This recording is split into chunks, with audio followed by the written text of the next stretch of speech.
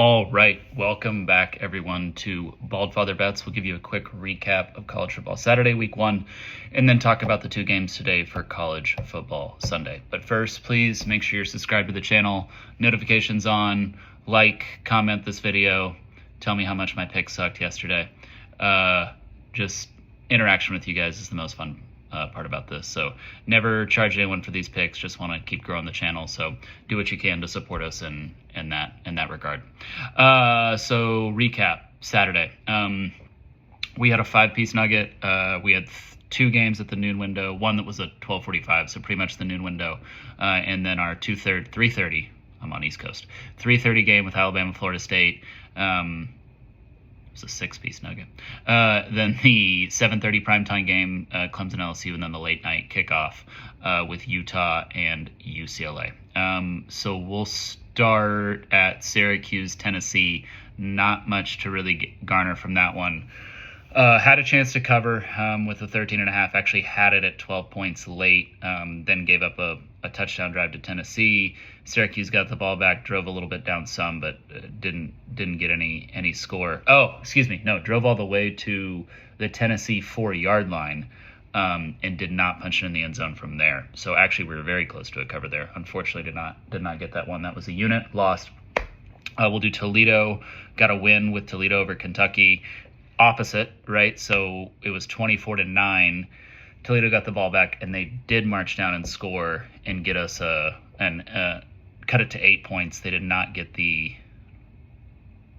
No, they did. They went 24-16. They kicked the extra point, cut it to 8 points, and so we got the cover there with Toledo over Kentucky. I was a little bit worried about that one. That one got super trendy by kickoff, but I mean, every model told you that was too many points for Toledo against Kentucky. I mean, Toledo's a legitimate MAC contender and legitimate playoff contender from the group of 5.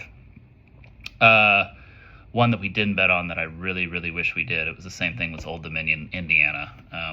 In my mind, I was on Old Dominion weeks back, texting people about it, but I just didn't pull the trigger on that one. But anyway, so then let's talk about Texas, Ohio State. So that was our big one. We had Texas +4, gave that one out in March. Hopefully some of you guys didn't ever get the ability to take Texas +4, so you had no bet on that game.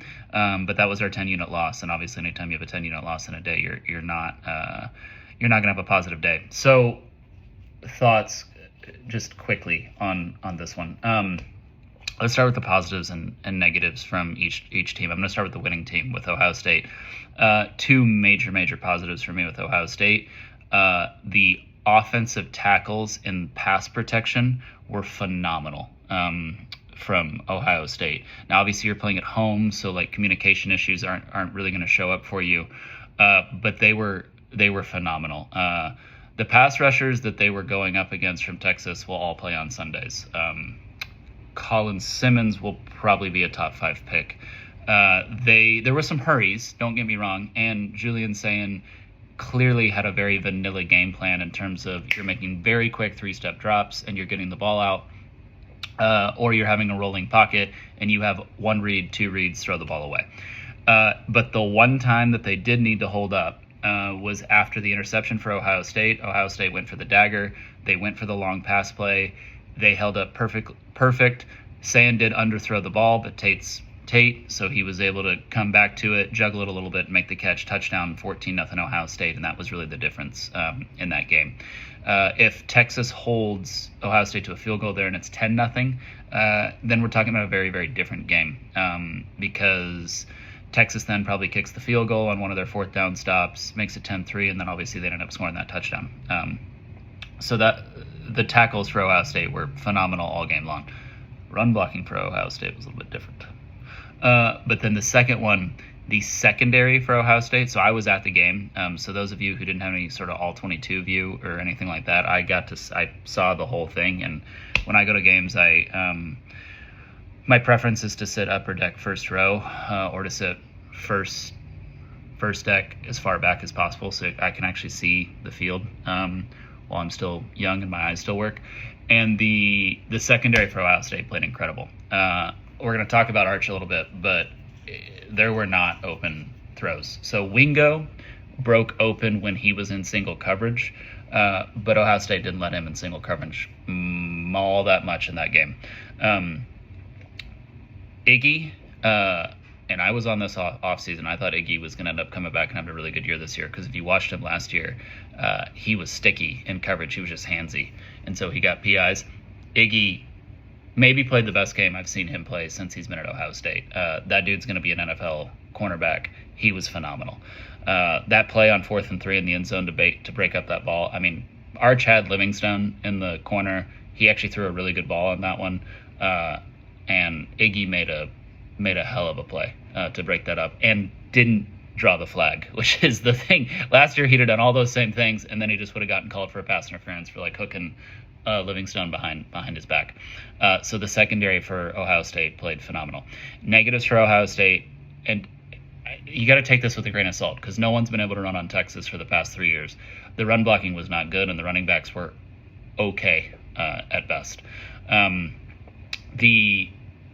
Again, how much of that is just nobody runs on Texas, and how much of that is, okay, we have a problem here that Henderson and Judkins masked for us last year with just how good they were. The game plan was very vanilla. Sayan didn't really do all that great or all that bad on him, so I don't really include him in either of the good or negative stuff for Ohio State. I did think, though, when you look at this game, we're going to talk about this in terms of the betting side. Ohio State had 203 total yards, 14 points. So if you'd have told me before the game, Texas is going to have more passing yards, they're going to have more rushing yards, they're going to have more total yards, obviously, and they're going to hold Ohio State to 14 points, and Texas is going to have more first downs, I would have taken the bet from 10 units to 20 units at Texas +4, and we still would have lost. But Ohio State, a lot of just is being masked because now all the talk is on how bad Arch was or how bad Texas was or that he's a fraud and all that stuff. Ohio State didn't play like the best game either. They really didn't have a lot going on offense. They got a short field on a turnover and had a bomb, and the first touchdown they had, they got bailed out by Texas on 2 15-yard penalties that would have ended the drive there. And then they still got down to 4th and goal and had to punch it in. Anthony Hill did meet, I can't remember if it was Donaldson or Peoples. He met the running back in behind the line. He hit him at the legs, and so he was able to roll over and get into the end zone. So offensive, but again, how much of that is Texas has probably preseason #1 defense in the country? Ohio State didn't look amazing on offense. They looked incredible on defense, and Patricia was lights out. Then let's look at Texas. So obviously on positive sides, the Texas defense played amazing. Outside of Gilbo getting beat by Tate on that one, they really didn't get beat at all in coverage. The run defense was fantastic. If you have the pass rush, didn't get home. And that was really the difference there, because there were only a few times where they let Sayan have a true drop back where he was standing in the pocket, and Texas's pass rush, they pressured him some, they hurried him some, but they truly did not get home. Simmons got to him once and nailed him very early in the first quarter, but that was he got the ball out, so it wasn't a sack. It just was an incompletion. The other thing too is Texas's play calling got a lot better in the second half. Texas never punted in the second half. They just couldn't get it on 4th down. So that was also, you saw that a lot better. So then negatives. I thought the script from Sark, which he's super famous for, was terrible in the first half. The very first play, Arch rolls out and has a dude wide open and throws it in the dirt.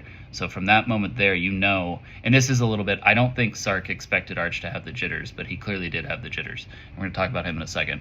At that point, you got to mix in some screens, some easy stuff. Some of the stuff they did in the second half, some of the up-tempo. Then other positive, Texas ran the ball. Texas, when it came to playing Ohio State or Georgia or Arizona State, people who had truly good run defenses, Texas could not run the ball, and Texas could run the ball yesterday. I know Ohio State played with a light box, but Ohio State played with a light box last year, and Texas couldn't run it, and this year they absolutely could.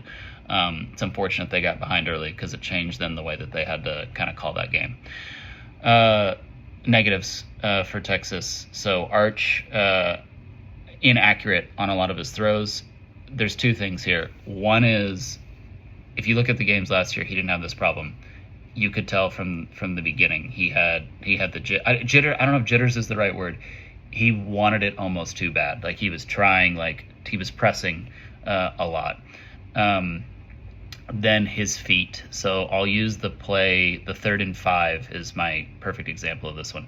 So the 3rd and 5 before the 4th and 5 that ultimately ended the game, he has Wingo running in a crossing route. It was a beautiful play call.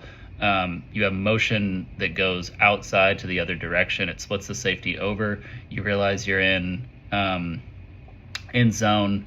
You have Wingo running to the opposite side of the field. He's wide open. He's going to have a lot of room to run, and he probably can, if he breaks a tackle, he may score. And Arch is completely feet wide open like this and sidearms the ball like that and throws it behind him. It wasn't every play. You look at the touchdown, the pass that didn't get completed to Livingstone. So the 4th and 3, Arch made a really good throw. He's completely turned his feet to make the read and then delivered a really nice ball that just didn't catch it. But on a lot of Arch's missed throws, his feet were completely off. I'm not necessarily worried about that for Texas. I think that'll get cleaned up.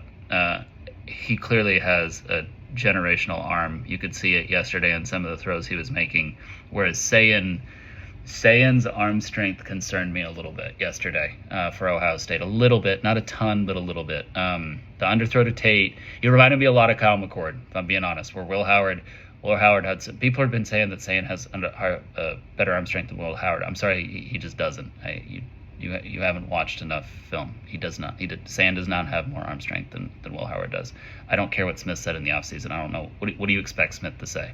To say that his new quarterback is worse? Like, no, he's not going to say that. I thought then on the negatives for Texas, I red zone goal line offense. So this has been the theme for the past 3 years.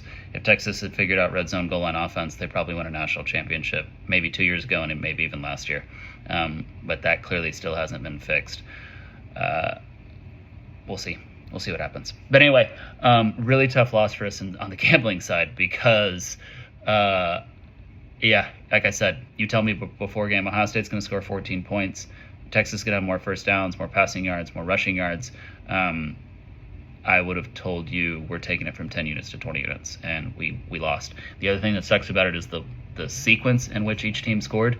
Texas probably kicks one of those field goals if it's not 14-0 or not like 7-0 at that point, and they got stopped on all those fourth downs. If they kick one of those field goals, we at least get a push. If they kick 2 of the field goals, we win the bet 14-13. So that's a tough loss, but it is what it is. If you're on the Ohio State side, you're not making any apologies for maybe winning a bet that you shouldn't have won. So then let's go into Florida State, Alabama.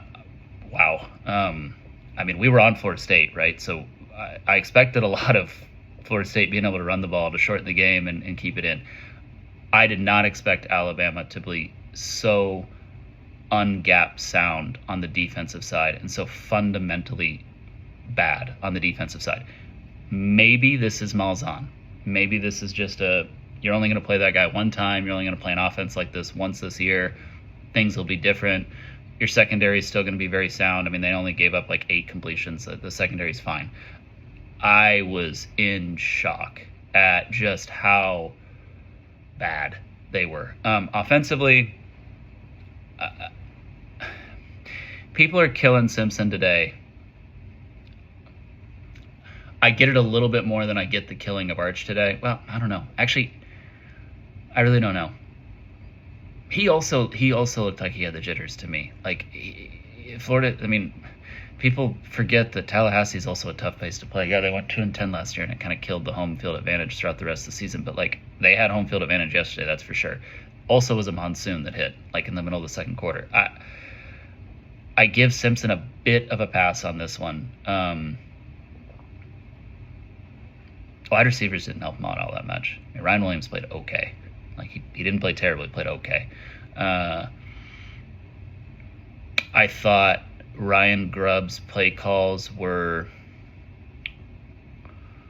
better than what you saw from Alabama last year. I think that marriage will be fine as the season goes on. But this is what I will say about Alabama. I'm going to talk about 2 futures tickets that you should place tonight. Alabama's not going to be one of those that I'm going to talk about. I saw enough concerning things from Alabama right now that even for we don't officially bet futures here, but I give you guys insights on them. I'm not going to talk about Alabama. I saw enough things that were fundamentally wrong especially on run gap stuff on the defensive side, that I don't know. I don't know how much of that was you played Malzahn and how much of that was you get cleaned up. So anyway, then into the primetime game. So we were on LSU. As we were coming down into halftime there, and LSU was winning every category. I mean, LSU, the end of the game, I think LSU had 25 first downs and Clemson had 13. LSU dominated them running. I think they held Clemson to like 30 some odd rushing yards. LSU dominated them in every facet of that game possible. But at halftime, they were losing the game 10-3. I was like, please do not be another game where we dominate the stat sheet and we do not get a cover here. That sequence before the half by Kelly was so bad. You have 15 seconds left and you have a 4th and 2, but it's not 4th and goal from the 2. So if you get the first down, you still have to run another play to get a touchdown, unless you get the touchdown on that play. So most likely, even if you get the first down, you're still kicking this field goal. If it was 4th and goal from the 2-yard line, I would have understood okay, we're going for it, we're either getting it or we're not. But even if you get this first down, if you don't score a touchdown on that play, you're probably going to end up having to kick a field goal if you don't score a touchdown on the very next play. So just take the points and make it a 10-6 game. I will not understand that. Nuss played phenomenal. There were some very questionable calls that went against Clemson. I agree with that. Dabo was upset. There were also some questionable replays that went in Clemson's favor. So we'll see on that. The Cade hate today is too much. I thought Blake Baker was the best coordinator in the game.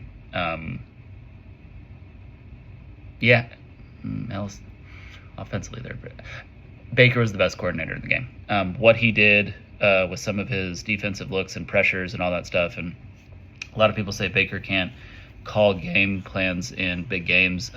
He did yesterday, that's for sure. Dominated with the defensive game plan. Cade will be fine. Clemson's offense will be fine. They couldn't run the ball, and that was a little bit of the concern coming in, right, with what they lost at running back. They'll be all right. Yeah, and the defensive line will keep them in games. LSU against other defenses last night scores 30 to 40 points. Clemson's defense held them to 17, and LSU was clicking on offense. I mean, they were Nuss was a lot, and those wide receivers. LSU's good, guys. LSU is good.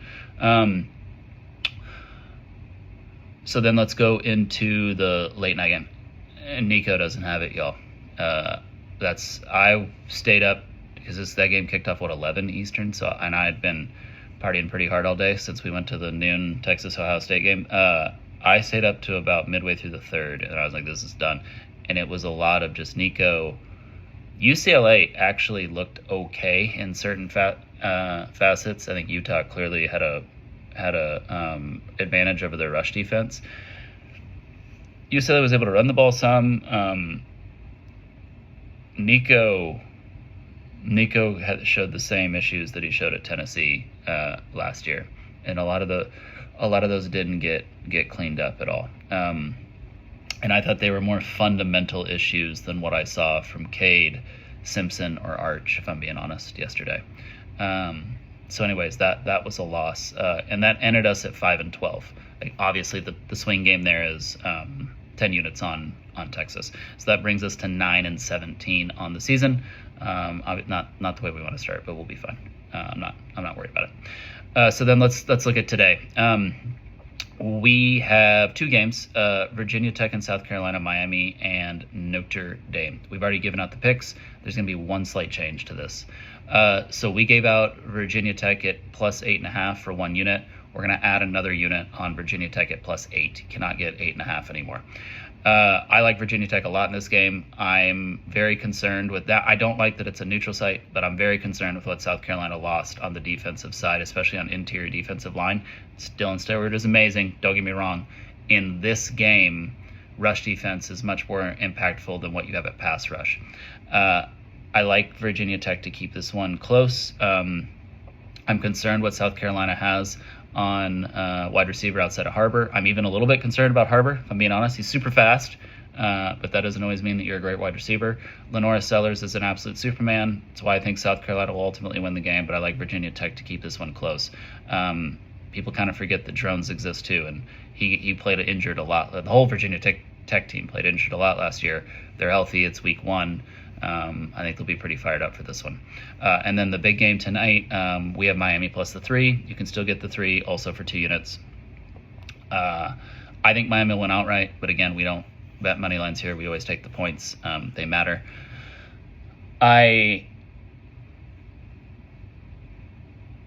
The only thing that really concerns me is Notre Dame, I think, has a non-negotiable at offensive line.